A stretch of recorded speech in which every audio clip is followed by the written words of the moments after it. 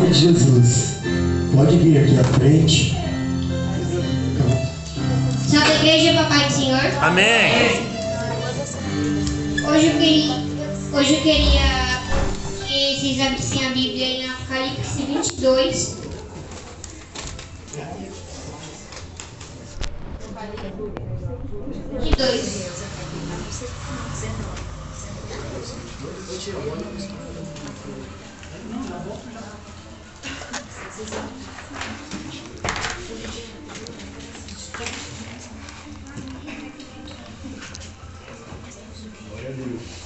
Apocalipse 22.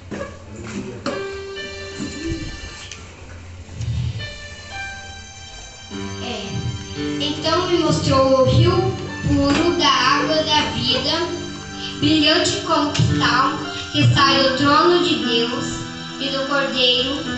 No meio da sua praça, de uma e outra margem do rio, está a árvore da vida, que produz 12 frutos, dando o seu fruto de mês em mês, e as folhas da árvore são para a cura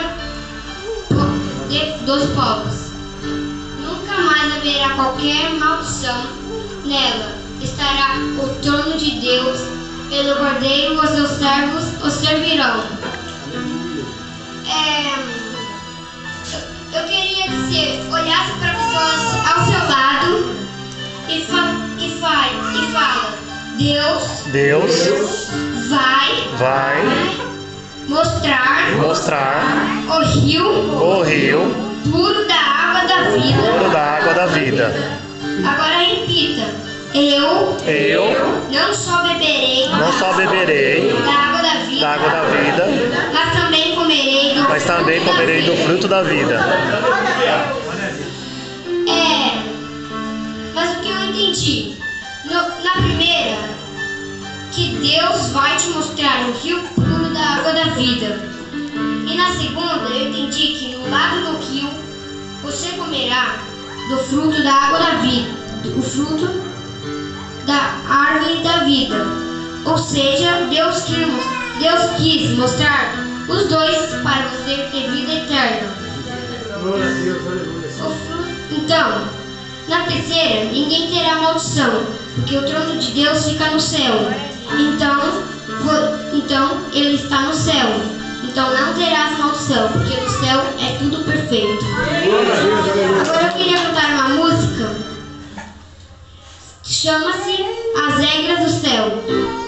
As regras do céu são que não tem maldição, do rio puro da água da vida.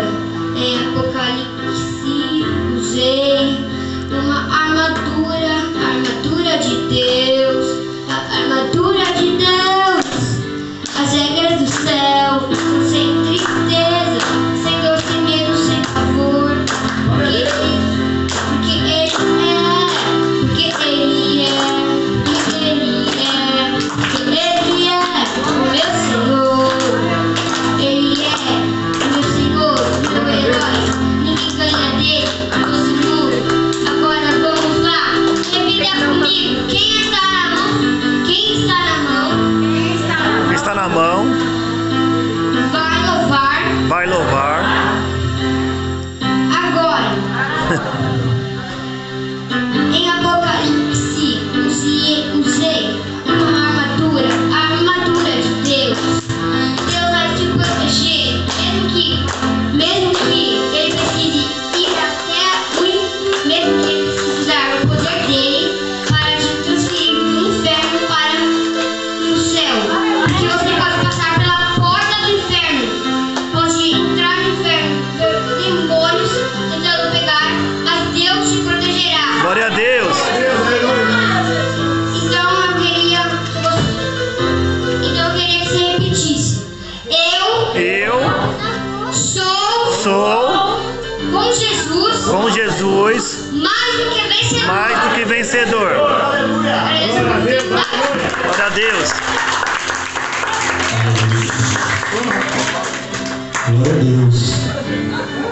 E quantas aflições nós passamos, né? Como Mateus disse, mas por mais que você passe, o Senhor sempre estará contigo. Nas suas palavras, isso ele quis dizer, amém? Você vai querer falar alguma coisa hoje? Salve a igreja com a paz do Senhor. Amém. Eu queria falar que Deus está falando para você vir aqui pregar. Deus é a nossa salvação. É o Espírito Santo, nosso Senhor, que cuida da gente. Se não fosse por eles, a gente não existiria. Porque Deus é o que criou o mundo. Ele é um Salvador. Ele é tudo para nós. Por isso que estamos aqui para adorar Ele. Então vamos orar para Ele todos os dias. Agradeço a oportunidade. Amém. Glória a Deus. Alguém mais? Ainda temos um tempinho. Aleluia, Jesus.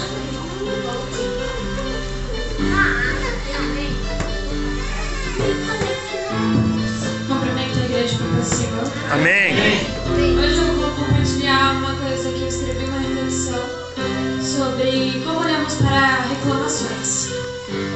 Nem sempre o que queremos acontece. Às vezes nos decepcionamos por um motivo e ficamos bravos sem entender ele. Mas dói tanto perder algo que você não queria perder, dói tanto confiar e dar errado. Mas o que devemos fazer nessas horas não há nada mais a fazer, senão confiar em Deus. Se você pensa que Ele te decepcionou, você está errada. Seus pensamentos te enganaram e você caiu numa cilada da sua própria cabeça. Porque Deus diz, pois os meus pensamentos não são pensamentos de vocês, nem os meus caminhos são os seus caminhos. Declara o Senhor, assim como os céus são mais altos do que a terra, também os meus caminhos são mais altos que os seus caminhos, e os meus pensamentos são mais altos que os seus pensamentos. Isaías 55, 8, 9. Ele sabe o que é melhor para nós. Não se amoldem ao padrão deste mundo, mas transformem-se pela renovação da sua mente, para que sejam capazes de experimentar e comprovar a boa, agradável e perfeita vontade de Deus. Queremos experimentar a vontade de Deus, mas quando Ele faz algo que nós não entendemos, você já o rejeita. Desejando soltar a Jesus, Pilatos dirigiu-se a eles novamente, mas eles continuaram gritando: crucifica-o, crucifica-o. Lucas 23, do 20 ao 21. Os sacerdotes queriam que Jesus não mostrasse a verdade ao povo, eles queriam que Jesus compactuasse com as mentiras deles, sem mostrar ao povo como isso era errado. E Jesus não fazia como eles queriam. Jesus fazia a vontade de Deus, não a vontade do homem. Ele usava a palavra para mostrar para as pessoas o que era certo e não usava a seu benefício próprio. Todo aquele que o Pai me der vir a mim, e quem vir a mim, eu jamais rejeitarei. João 6,37.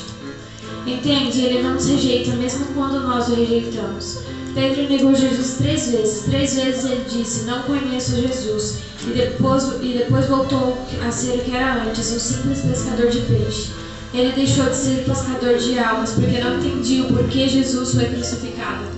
Se ele tinha o poder de sair de lá, por que ficou mesmo assim? Pedro não entendia, por isso abandonou o que ele tinha convicção e voltou simplesmente a pescar. Mas o dia antes de Jesus ser crucificado, Jesus havia falado que precisaria morrer. E Pedro, querendo mostrar para o mestre que ele era um bom discípulo, disse que não deixaria que matassem ele. Mas Jesus virou-se e disse a Pedro: para trás de mim, Satanás, você é uma pedra de tropeço para mim, e não pensa nas coisas de Deus, mas nas dos homens. Pedro só queria ajudar, mostrar que ele era um bom discípulo. Pedro queria que Jesus soubesse que ele era uma pessoa que estava querendo aprender, mas ao invés disso ele recebeu uma repreensão, mesmo achando que tinha dito o mais certo a se falar. A verdade é que Pedro admirava Jesus, ele queria ser como Jesus, no bom sentido, sem inveja. Imagina o que Pedro pensou quando foi repreendido. O homem que ele admirava, chamando ele de pedra de tropeço e ainda comparando ele com Satanás. Pensa nisso, ele foi comparado com aquele ser que é horrível, chamado de pedra de tropeço, sendo que Pedro estava tentando ser bom para o mestre. Imagina ouvir que você é pedra de tropeço de quem você ama. Você ficaria chateado, né? Ser chamado pelo nome do mal, sendo que sua intenção era ser bom, ser prestativo. Sabe por que isso aconteceu com Pedro? Porque era necessário que Pedro escutasse isso, era necessário que ele fosse entristecido, ferido no seu íntimo. Na hora doeu em Pedro, e ele não entendeu o porquê da repreensão. Ele só queria ajudar Jesus, mas quando Pedro entendeu, só quando ele entendeu, aí sim ele foi honrado. Aí sim ele foi elogiado. Chegando Jesus à região de Cesareia de Filipe, perguntou aos seus discípulos: quem os homens dizem que o Filho do Homem é? E eles responderam: alguns dizem que é João Batista, outros Elias e ainda outros Jeremias, ou um dos profetas. E vocês? Perguntou ele: quem vocês dizem que eu sou? Simão Pedro respondeu: tu és o Cristo, Filho de Deus vivo. Respondeu Jesus: feliz é você, Simão, filho de Jonas, porque isso não lhe foi revelado por carne ou sangue, mas pelo meu Pai que está nos céus. Pois também eu te digo que tu és Pedro, e sobre essa pedra edificarei a minha igreja, e as portas do inferno não prevalecerão contra ela. Amém, aleluia. 13-18. Glória a Deus.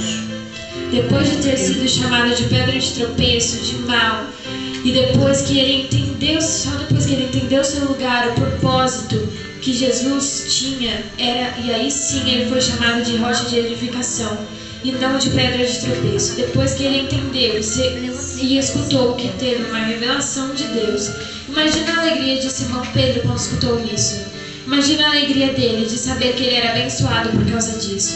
Saiba você que a pedra que um dia foi tropeço agora é rocha de edificação. Pedro passou de pedra de tropeço para rocha de edificação, de firmamento. Porque ele não crucificou Jesus quando algo no qual Pedro não entendeu, quando ele fez algo no qual ele não entendeu. Mas Pedro, depois de ser corrigido, buscou aprender e melhorar. Conseguiu sua melhora e sua melhora foi reconhecida pelo próprio Jesus. Aquele que quer aprender gosta que lhe digam quando está errado. Só o tolo não gosta de ser corrigido. Provérbios 12:1. Pedro escutou quando estava errado e buscou acertar. Esse é o nosso desafio, quando ouvimos palavras que nos machucam, que nos fazem sentir maus. Aí sim, buscar com todo o nosso coração melhorar. Naquele sentido, porque por mais que a pessoa diga seja mentira, nunca é demais melhorar. Quanto mais você melhora, mais as pessoas não têm motivos para falar mal ou qualquer coisa de você. E se ela continuar falando, então você saberá que o problema não é você, e sim ela. Depois do tempo em que você busca ser melhor, você aprende que ser melhor não é lutar para ser mais que os outros, e sim lutar para ser melhor do que o que você já é. Depois você também vai se tornar uma pessoa observadora de si, e quando estiver errado, aprenderá a não ter orgulho, admitirá seus erros. Isso é o que te torna sábio. Te torna sábio você saber que não sabe de nada, e quem acha que muito sabe, na verdade é um tolo. Quem se veste com sabedoria usa os mais bonitos tecidos e não teme deixar os outros se aproximarem, porque sabe que não importa a sua fraqueza, mas sim suas qualidades. Não queira ir para o futuro, mas antes trabalhe no presente, para poder ter o futuro. Você é forte, tem saúde, mas poderá não ter daqui a um tempo. Então seja esperto como foi José, fazendo melhor as suas condições, para quando ele chegou a condições melhores, fez melhor ainda.